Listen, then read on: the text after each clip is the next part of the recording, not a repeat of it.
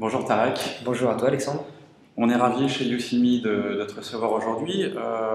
Tu es le fondateur du réseau UPIC, Exactement. réseau étudiant, et on est ravi d'avoir la primeur Oui. d'un certain nombre de nouveautés Ouais. dont tu vas nous parler, mais est-ce que Ouais. tu pourrais juste auparavant, pour ceux qui ne connaissent pas ou mal, pardon, UPIC, revenir sur depuis quand ça existe, à qui ça s'adresse, son objet, enfin, Tout ça, l'histoire. le tout.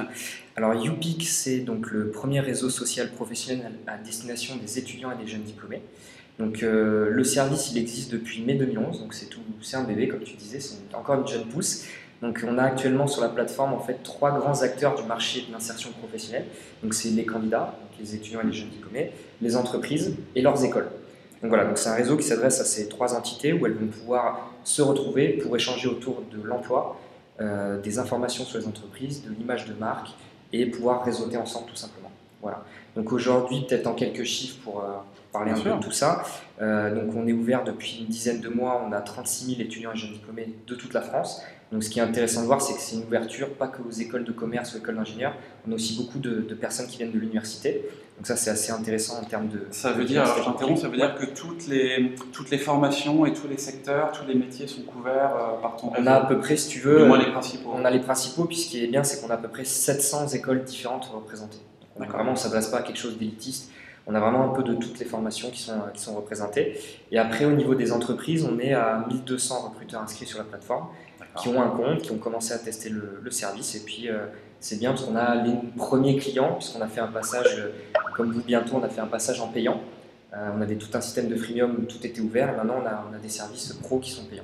D'accord, donc on est clairement sur une plateforme spécialisée pour les jeunes diplômés qui cherchent à accéder à un emploi Exactement. facilement, dans des conditions peut-être plus agréables, avec le maximum d'infos et à pouvoir toucher les meilleures entreprises et vice-versa. Exactement, parce qu'en fait, on s'est rendu compte qu'entre un Facebook qui va s'adresser plutôt à une vie privée et vraiment ludique, une photo de soirée, etc., il y a encore une grosse crainte d'étanchéité entre le profil pro et le profil public et privé. Donc là, il y a encore un peu de réticence par rapport à utiliser Facebook comme un réseau social pro.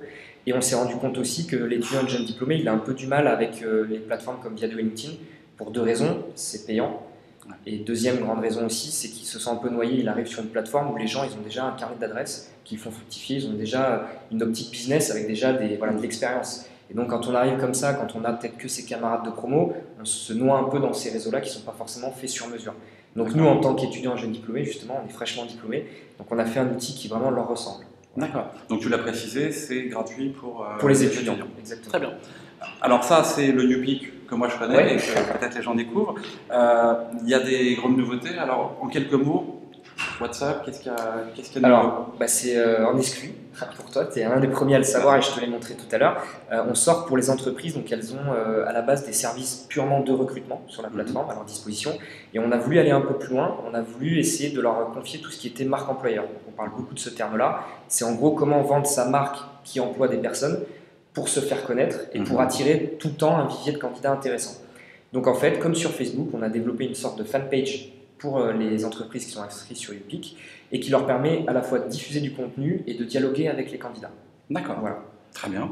Il y a également justement, puisque tu parles de dialogue entre les recruteurs et les candidats, visiblement il y a un gros travail, tu m'en as parlé juste avant, il y a un gros travail de matching qui a été fait sur l'algorithme de manière à obtenir la pertinence maximale. Exactement, les entreprises sont de plus en plus attachées à avoir de la performance quand elles posent des annonces ou quand elles font des recherches. Donc en fait, ce qu'on a développé pour le dépôt d'annonces, on ne fait pas du dépôt d'annonces classique dans le sens où tu déposes une annonce et puis au bout peut-être de 3 semaines, elle est déjà en page 15 de ton réseau ou de ton job board, donc elle est forcément plus visible. Et si tu es une PME et tu n'es pas L'Oréal, les performances de l'annonce, je te laisse imaginer, vont vite décroître. Donc nous, on s'est dit, voilà, une PME, il faut qu'elle ait le même pouvoir de séduction, on va dire, qu'un grand groupe. Donc on va adapter notre algorithme de matching et on va rendre intelligentes les annonces. C'est-à-dire que toi, tu veux par exemple chercher un développeur web, tu vas pouvoir mettre des mots-clés, taguer ton annonce avec par exemple développeur web, Symfony, PHP.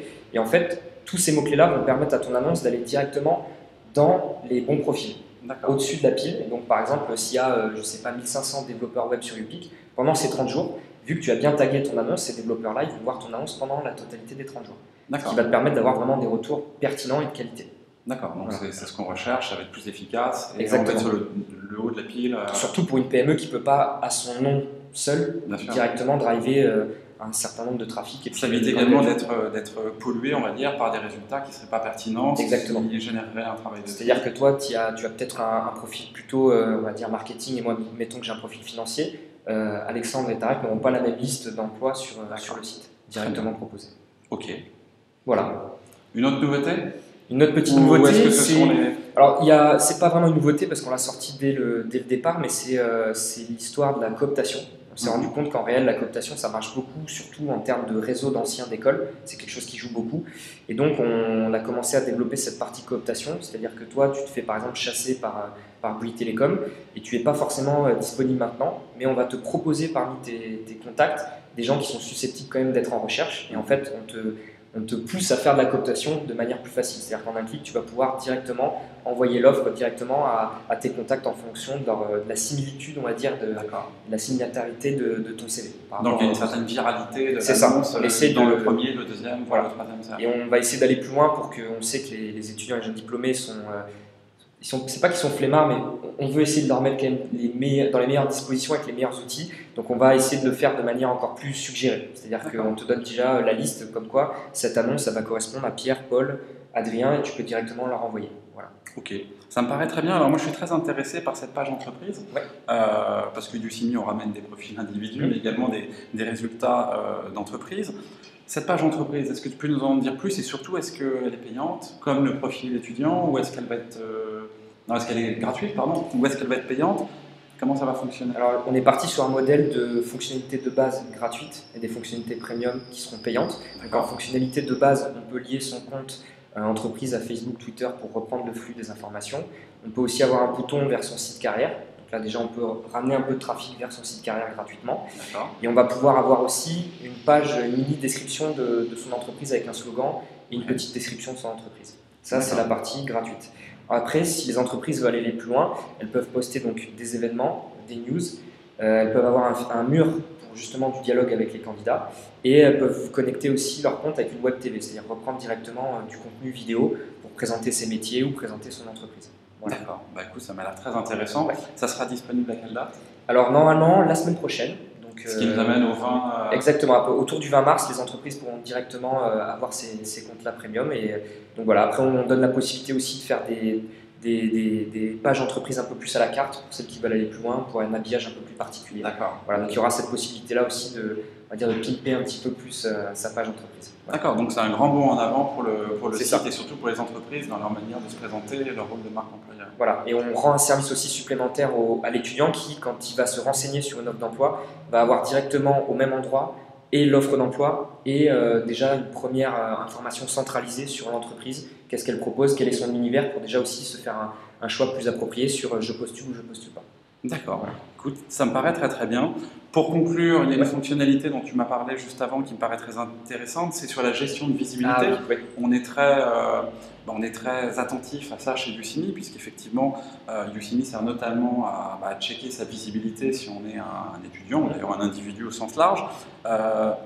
Tu as pensé à une fonctionnalité que je trouve tout à fait juste, tout à fait intéressante. Alors, c'est même pas moi, c'est même pas nous, c'est les utilisateurs eux-mêmes qui nous ont proposé ça.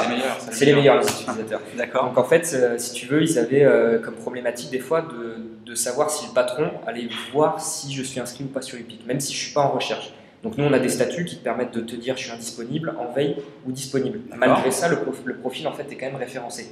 Donc en fait, au lieu de se désinscrire, les utilisateurs nous ont demandé pourquoi pas ajouter un switch pour pouvoir se dire on/off, je veux être référencé, je veux pas être référencé. Donc on a cette option-là qui permet à l'utilisateur de se déréférencer en fait de Google. Donc ça met un petit peu des moteurs pour quand même conserver son profil sur Upic et comme ça, dès l'instant où il est de nouveau en recherche, pouvoir réactiver cette chose-là. D'accord, ça veut dire qu'en fait, clairement, quand il est sur off, il est trouvable par les gens qui sont sur le réseau. À l'intérieur, quand il est sur on, il peut être sollicité par des gens de l'extérieur qui peuvent voir le lien et y arriver sur Upic. Mais en tout cas, il manage complètement la visibilité de sa veille, de sa recherche, ou de son positionnement. C'est ça, c'est quelque chose qu'on n'encourage pas forcément parce qu'en plus, c'est l'objectif de Udemy, c'est de montrer que plus il y a des choses sur moi et plus ces choses sur moi, c'est moi qui les maîtrise, plus c'est intéressant. Donc c'est vrai que Udemy, nous, on est utilisateur forcément aussi du CMI pour YouPick, mais on a beaucoup d'étudiants, on leur conseille quand même de ne pas forcément mettre cette option-là, parce que vaut mieux que le recruteur tombe sur un profil YouPick ou un profil Viadeo ou un profil LinkedIn que sur un profil Facebook qui ne sera pas forcément complètement bien géré, bien optimisé. Donc nous, on estime que c'est du bon contenu à mettre en avant quand même. Je suis complètement d'accord, c'est pour ça que je t'ai incité à en parler. Très bien. Tarek, merci beaucoup. Merci à toi, à très bientôt et merci pour l'accueil. Je t'en prie.